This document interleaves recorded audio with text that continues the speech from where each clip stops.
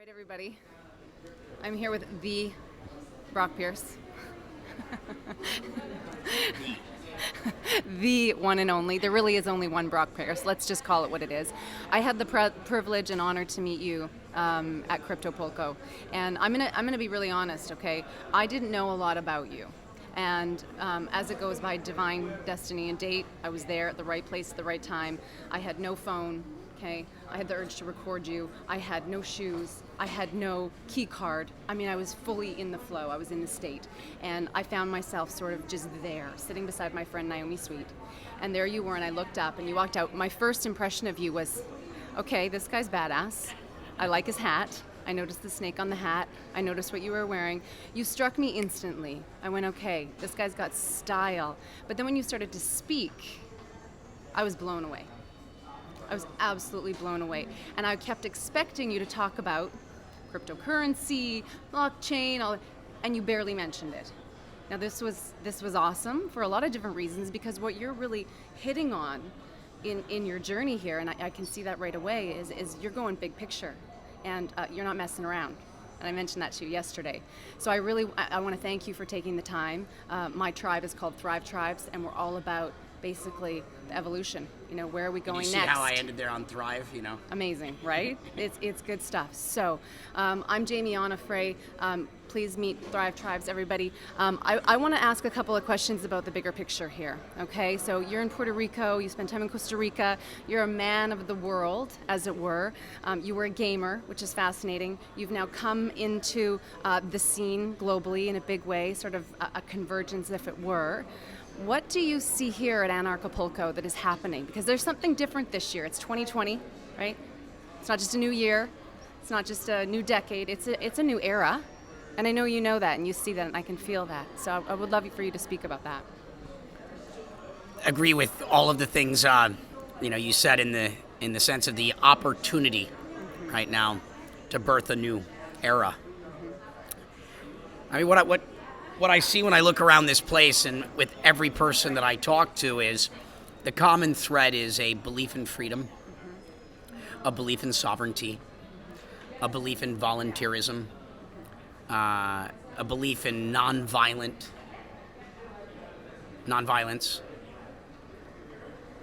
and liberty in general, right? So, and it's a pretty conscious group of people here, pretty aware. Yeah, so I feel like this is my tribe. You know, I'm a member of many tribes. Right. We're not limited to one, and a lot of shared belief systems, and it takes teamwork to make this collective dream work. If we want to radically change the world, upgrade the world, into a better world. It takes all of us. And so always grateful for the opportunity to connect, with people that have shared beliefs, and hopefully the opportunity to impart a little bit of wisdom or a little bit of information that will assist others in fulfilling their aspect of the mission. And so a lot of that's just big picture thinking. It's back to, it's very easy for all of us, myself included, to get caught up in the minutia of the here, the now, what's next, and all of those things. And you have to remember to stop every now and then, and take a big step back and make sure that you're going in the right direction. Don't climb up the wrong mountain. Yeah, it's you have to stop and assess where you are and where you're going, and back to what is your purpose, and try to help people think about these big questions. What they believe in, be really conscious of their time and the things that they contribute to, because time is limited in that regard, and make sure that you're investing your energy, your power of manifestation, into those things that resonate most with you. I try to deliver the message of impact, sustainability, that try to make it fun, gamification of our lives. So it's good. I'm really grateful for the opportunity to be here. I think it's a great event. I would encourage people to come check it out, and it's in Acapulco, and if you live in a cold place especially, the goal, I think, is to some extent look for excuses to go to warm places. Yeah. I'm gonna tell you my first impression. The first couple of days, I thought I'd landed in the wrong place. The panel was mostly men, one woman, and they were speaking to men. I was raised in a big way by my father. My mother was a part of my life, but my father, in a certain span of years, was particularly influential on me. And so I have a lot of masculine in me, in the sense that he taught me to chop wood and carry water and these types of things. I'm very feminine by nature, so it's a good thing that it worked out that way, so I got some balance. I see in you a tremendous balance between the masculine and the feminine.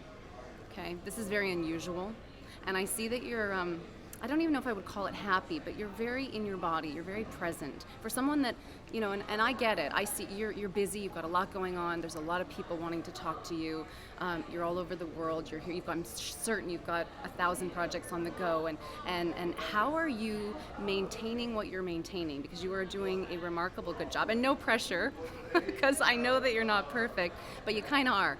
Like, you're really making it look easy, Brock, and good for you.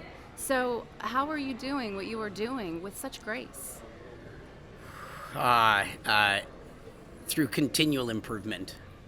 It's knowing how you want to be. And I aspire to be my best self. And my best self is graceful. And it's a constant practice to stay graceful, to maintain that grace, to not be triggered, to stay present, and it's a continual practice, and I'm always doing that work. The work is never done, right? It's not a destination. It's a never-ending job of continually chipping away and molding yourself into the best self you can be. And so I'm glad that I'm being perceived this way by you, because it is my goal to be my best self, and grace is key to that. Yeah. Well, you're radiant. I do lose my grace on occasion. I still get angry sometimes. I'm trying to get to the point that doesn't happen. Hopefully one day I can achieve that state of being. I still get frustrated. I still get triggered. But at least I'm conscious of, when something is starting to bother me, I'm aware, wait, is this that other person? Or wait, are they reflecting something about me that I need to work on? And so through, that awareness, I catch myself, and, I don't really fall from grace. I may just stumble. And then it's like, all right, wait, and then I try to give myself some space, a moment to go reflect on that, take a moment to reground and get myself back into my better place. And so it's a never-ending practice. And in terms of, the feminine, I believe this is really about her story right now. I mentioned, that, we live in his story historically, and, the patriarchy has largely been in power for a long time, and I am very much, on team rising goddess, and if, that's core to my belief is that, this is, Satoshi is female, it's empowering women is such an important aspect of creating a better world that, that's not like, it's core to my fundamental belief system. And I also believe that individually we're not just men and women, we are both masculine and feminine, and, I don't want to be, I don't want to be that toxic masculine. I'm not ever going to end up in that toxic sort of feminine either. But trying to find that balance, because I am you and you are me, and the better I'm in that balance, the better I connect with you. 1,000%. The better your words resonate with me because I speak your language, I feel you, and the better my words resonate with you because I understand how to communicate with you. I still have a lot more work to do in this area, but I'm conscious of it, and I'm trying to find that balance. That is, we're our highest selves when we're complete in both of those ways. What do you have to say about conscious capitalism, about this movement that we're in, cryptocurrency, gold, a movement out of debt-based systems into asset-based systems? This is clearly your lane. This is what I'm known for, this is where I've been, most of my innovation and a lot of my life's work has been in helping to usher or steward or shepherd this into being. Capitalism, is an interesting thing. It's driven most innovation in the world, is the economic incentive of, receiving the fruits of your labor. The other end of that spectrum is, things like socialism or communism, where the idea is that we should all just receive everything. Both are really interesting ideas, right? Okay, give economic incentives to people, and then, if you work hard, you earn things. And that propels society forward in some ways, not always good. The other end of the spectrum kind of disincentivizes people, but it's a beautiful thing because we're like, oh, let's make sure we take care of everyone. So I believe that all of these systems have really beautiful aspects, but they're all a little wrong. I'll focus on the capitalism side. Capitalism, raw, unbridled capitalism, assumes infinite resources, right? We're not, in our current system, accounting for the impact we have on the earth. We're not thinking about the impact we're having on human life. It's just what create for the purposes of receiving or taking.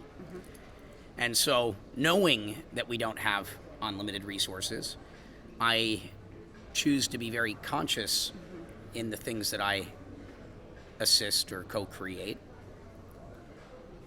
And through that consciousness, going, what is the impact going to be? And so I think of conscious capitalism as still an incentive-based model, but one where I'm very conscious about what I do. I'm not doing things because I can or because it makes money. I'm doing things because I feel I should, because it's going to have a positive impact in the world. So it's being just holistic, right, in our thinking, and understanding that we can do lots of things with the time that we have. We can do almost anything. And so if you realize that you have that power, what are you going to do with that time? And try to be conscious. Try to do things that are, think about your legacy, just little things, right? What do you want to be known for? Do you want to be known as a person that's just, really greedy and good at building things that harm people and make a lot of money? Because there's a lot of ways to make money. What are the ways that, you're going to feel good about it? To some degree, I tell people, don't compromise your integrity. Don't sell your soul, right, for, a buck.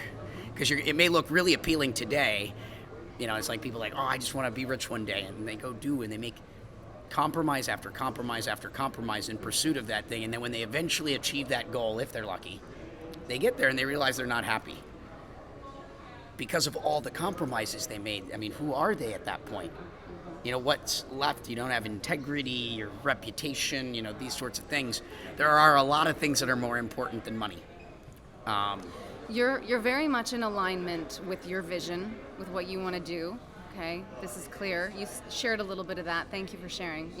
You're very generous. You're generous with everyone that you talk to.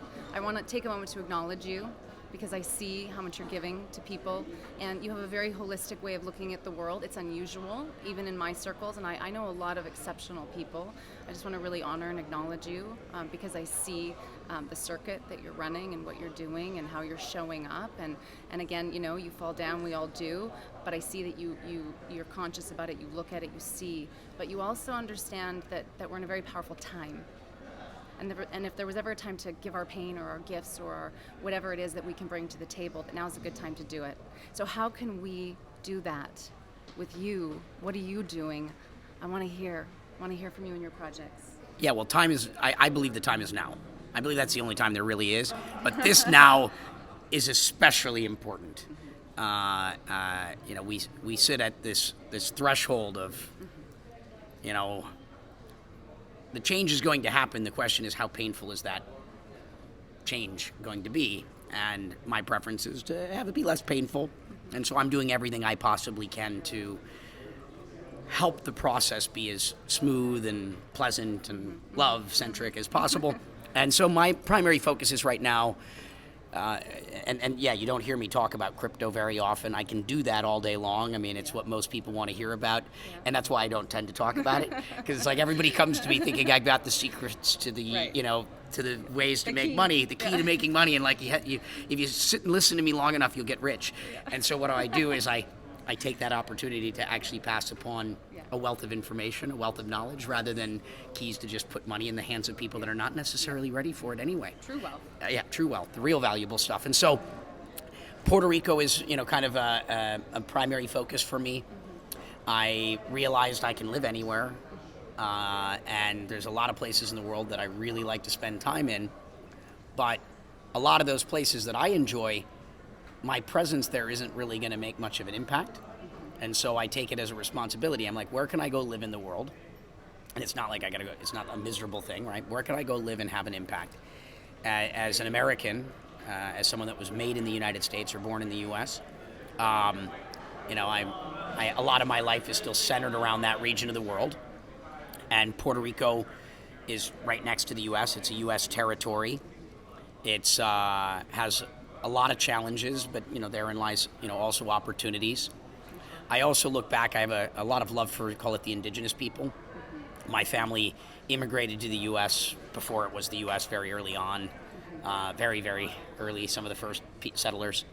And so I think about that in terms of karmic debt as well. And so I really feel for the indigenous people of the Americas. And so Puerto Rico is where Christopher Columbus first set up shop. The entire colonial, you know, movement, the entire conquistador movement essentially began there.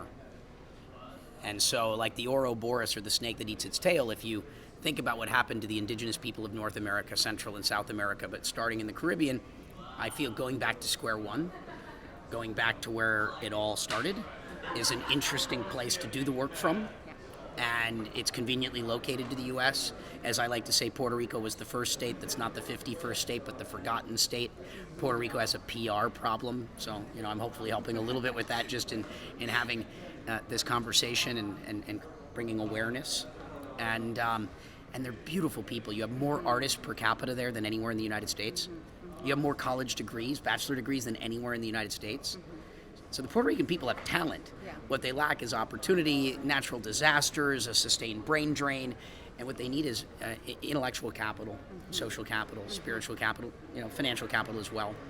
And so I'm down there doing everything I can. Number one issue in terms of call to action for anyone listening is Puerto Rico has an agriculture problem.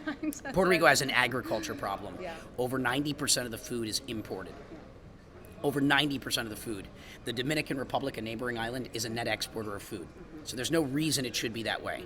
Over 90% imported, largely processed food, fried starch. Diabetes in the adult population is at 15%, twice the American average. And so it's a major food problem. There's only about 2 to 3 weeks of food on the island, so if a natural and or unnatural disaster were to occur that disrupted the supply chain, it's a hellish sort of event that can occur.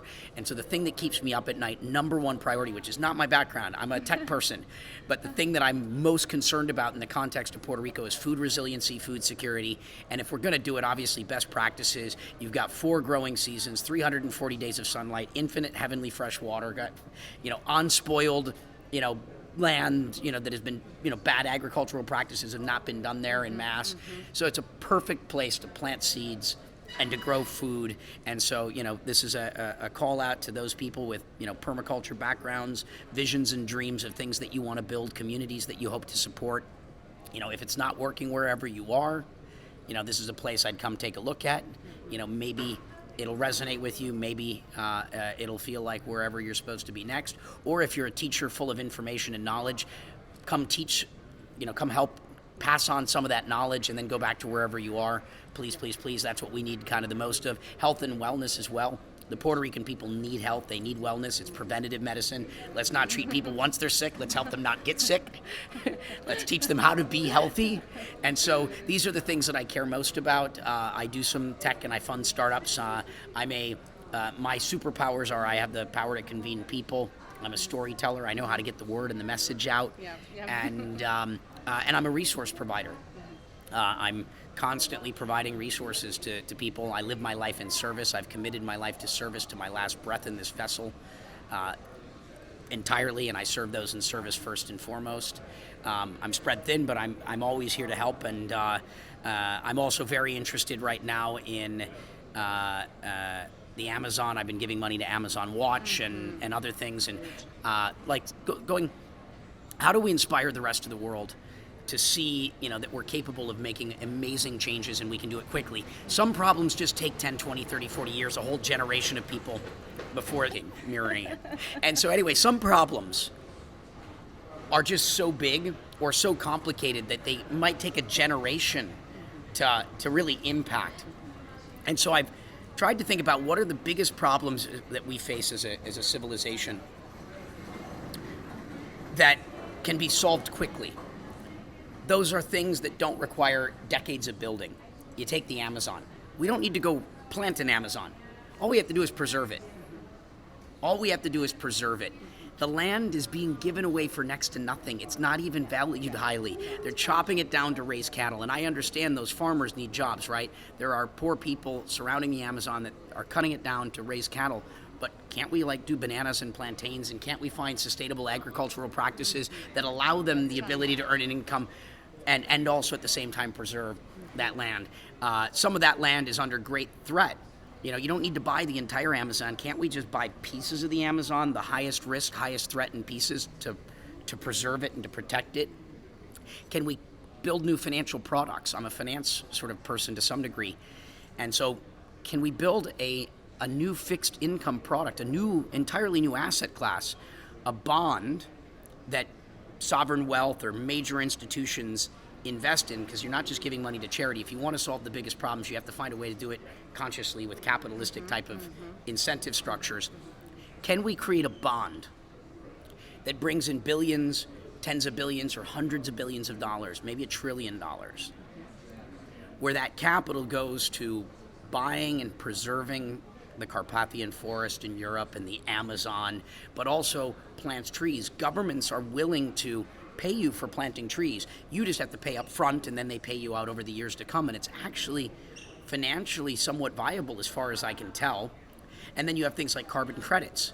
Again, these things take time to pay off, but can we put $100 billion into planting trees, 1 trillion trees, preserving things, but then has a fixed income type of return and create a new financial asset class? All the biggest money in the world understands that they have to make impact investments. There just isn't very good impact product yet. And certainly things that they can put the big money in. That capital is looking for something to do, and they'd love to say that they put $10 billion into this. And so I'm trying to convene a group of people in Puerto Rico on February 27th, 28th, to have a conversation around this one problem, because this is the type of thing that we could solve in a couple of years. And if we can show the world that we can protect the lungs of the earth and start to solve our air problems, that could inspire us to say, well, what else can we do? Right. And so I don't know whether I'll have any. We need a win. I'm not sure I'll have any impact, but I believe we need a win. And I'm looking at what is the biggest problem in the world that we could solve theoretically quickly, and I think this is it.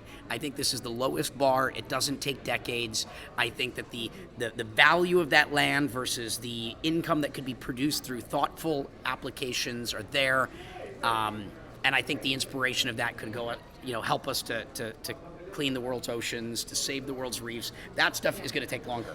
So I would, on that note, like to dedicate this to my dear friend Rob Stewart, very, very good friend of mine, fellow filmmaker, and he died, preserving and protecting the oceans with Shark Water and Revolution. My brother, my true brother, and so I would like to acknowledge his family. I really feel that it's time. It is time. And Brock, you are a modern day superhero, and you pierce the hearts of the people that you come into contact with. So bless you, brother, and thank you for taking the time to share with everyone today. Thank you. Thank you for sharing. All right, there you have it, everybody. That's a wrap. All right. We could do that.